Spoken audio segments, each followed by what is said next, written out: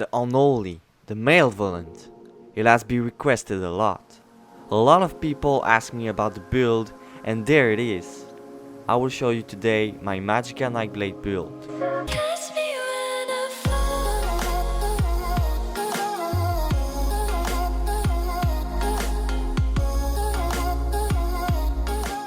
I'm gonna be quick on that today.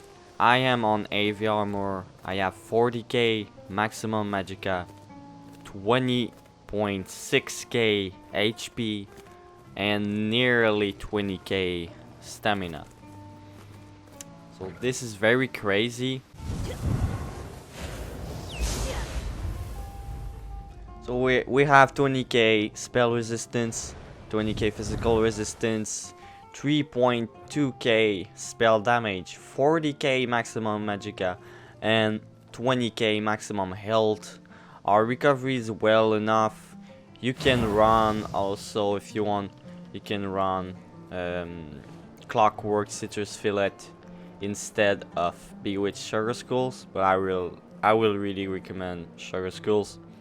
I run the Apprentice for more spell damage, and I am a vampire in the PTS, the new vampire skill line. Yeah, let's go to the setup really quick. 5 pieces of AV armor of the New Moon Acolyte. I use 3 stats on the big piece, so the chest, the arm, and the legs. All heavy armor, all impenetrable except of the chest that is Mundus Stones. For the helm set I use, I'm not gonna spell that. I use this helm set. It's from Arrow Storm. It is really crazy. If it's not stunning your opponent, it's gonna deal 20k damage, and we actually have a stun in this build, so the 20k damage it's gonna apply. So yeah, I use the spinner on the jewelry and the weapon, all arcane max magicka and match recovery. I use the spinner infernal staff for the burning status effect, and restoration staff of potentates. It's really important to run sharpen on that, because this is a dot based build. The penetration gonna increase our damage with dots. That's why I run spinner too. Gives more magicka spell damage, and the penetration is really good for that. So we also have some spell penetration on New Moon Acolyte too. That's why I run that. And yeah, I use double dot poison damage. This is a most for this build. You really got to run damage health poison, because when this poison procs, this is when you want to use your burst, and your elm set gonna apply on this in the background. I use blood for blood here from the new vampire skill line. This is a crazy skill. It costs hell to use. First of all, we have a lot of healing. We are in AV armor. We have more healing received. And Dark Cloak heals like crazy. It gives 8% damage reduction with Temporal Guard too. So this is crazy. Siphoning attacks, it heals you on light attacks. This is our spammable and it heals you. So we can afford blood for blood. But I'm often using Dark Shade actually. Dark Shade is really good because it is a dot that is undodgeable. You cannot dodge it. You activate that and Shade gonna attack your opponent. So he cannot dodge that. it applies minor rain, and it's really good. I love that. Some people would prefer to use actually Merciless Resolve. Of course, this is very strong. I mean, it reduces your damage taken. The hit is really strong. It's like if I add my monster helm 2 times. It's pretty much the same damage. But I much prefer this one. Seriously. If you want to stay as vampire, you really can use it. You can afford that. So yeah, this is our stun. Mass Hysteria, really good stun. Inner Light gonna increase our max magicka by 5% and give us more spell critical. So this is really important. What I'm showing you right now, you do not have to change anything except this one. You put whatever you want on the tree. This one, or this one. The rest of it can stay like that. This is our spammable. It heals you like crazy and does a lot of damage and doesn't cost a lot of magicka to use. Flame Reach is really important because it does a damage when you use the ability, but also it is a dot. It is nearly 10k over 10 seconds, but it also applies the burning status effect that is nearly 3k per second. So when you apply that, you actually apply 2 dots at the same time. Oh, my poison, sorry, my poison just broke. When you apply that, you apply 2 dots at the same time. And if your poison procs, like it just happened with this one, gonna be 3 dots. That's pretty crazy. And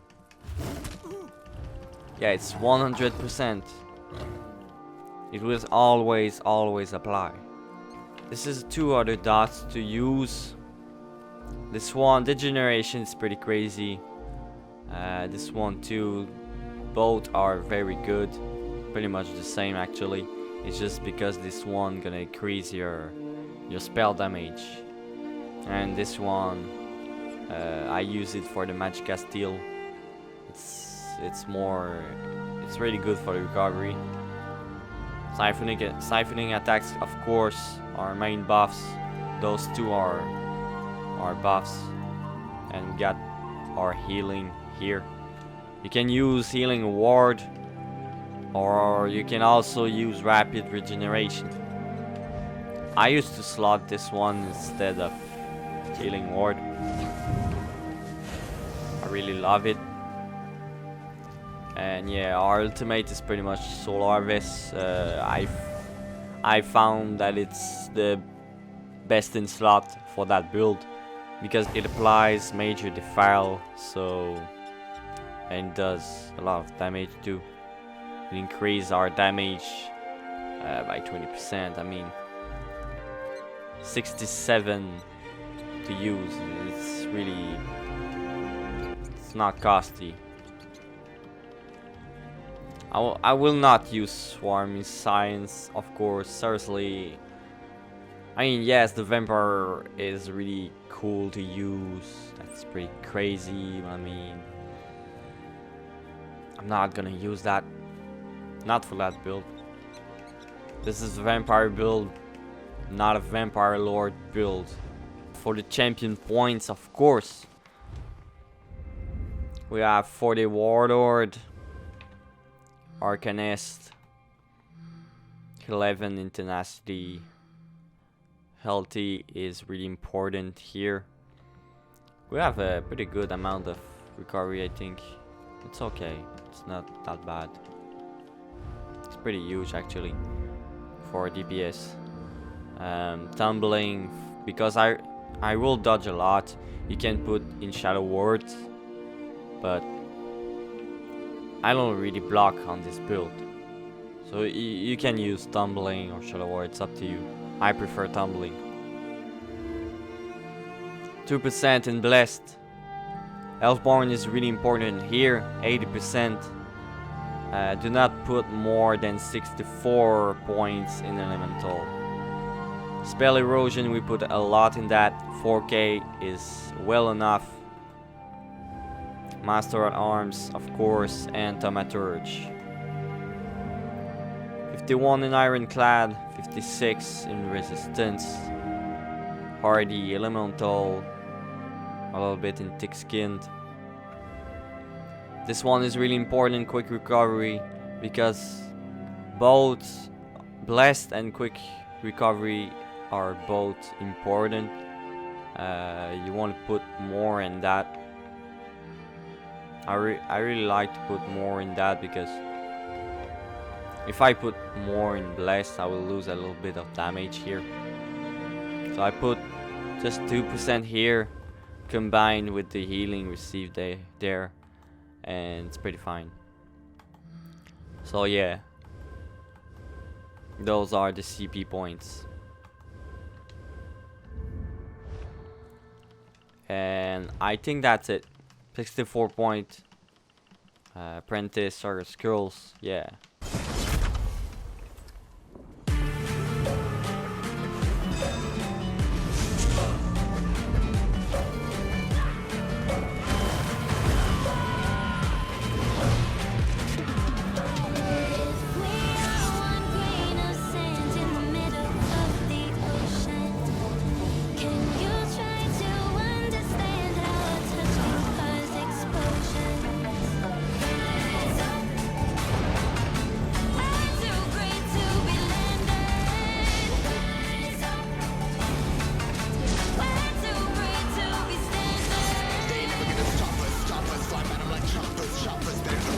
This build is a lot of pressure. Even if you run out of Magicka, you still have a lot of dots applied on your target. So it's really crazy. If you run out of Magicka like I just did right now, you might want to AV attack with the Restoration Staff. But if you really have some issues on that, I would suggest to use Clockwork Citrus Fillet. So when I first start the fight, I apply my 2 dots, then I roll dodge always, because I know my opponent gonna try to stun me. And then I stun, ult, and start bursting, because most of the times after I stunned and ult, my poison gonna apply, and it's time to burst. With this build, you really need to make sure to reapply your dots all the time. Make it work, but remember to reapply it, because there's a cooldown, especially on Templars, because Templars can purge your dots. So if you fight the Templar and you see that he's purging your dots, you don't want to reapply. Keep reapplying until he run out of Magicka, then start bursting, because your enemy gonna die when you start your burst. This build has a burst behind the dots, so just remember that. Now I'm gonna show you guys with Blood for Blood. Shimmering Frenzy is pretty good too, but it's very dangerous to use in PvP, because the cost health is incredible. That's fucking crazy. I will not run that.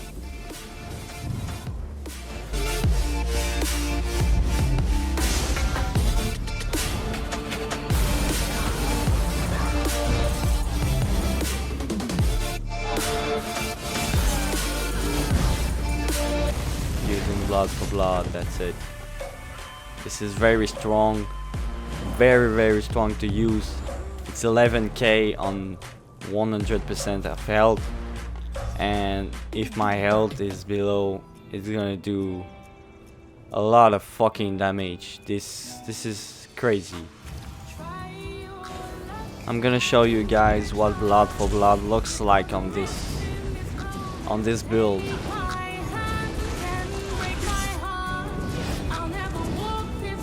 Just look at the damage in a second. Okay, right now. Look. When it's not doing critical, it's not a lot. But when it's doing 33k, 37k, well, 37 plus 11, 39.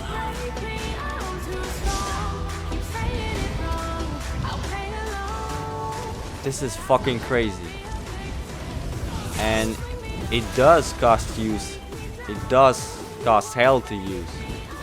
So you cannot really run out of Magicka with that. And like I said before, we can't afford this skill because we have a lot of healing. We have huge amount of healing in the background without doing anything. So yes, this is very good for this build. You can run this vampire skill. If you want the vampire stun instead of the other one, you can also use it. But yeah. If you remove the magblade stun, you will lose a little bit of max HP. I prefer to stun the magblade skill because it gives more HP, more health. So finally, that's it for the build, guys. I hope you like it. I hope you understand it. Tell me what you think in this video. Also, I am very sorry for my English. I did this build really on scratch.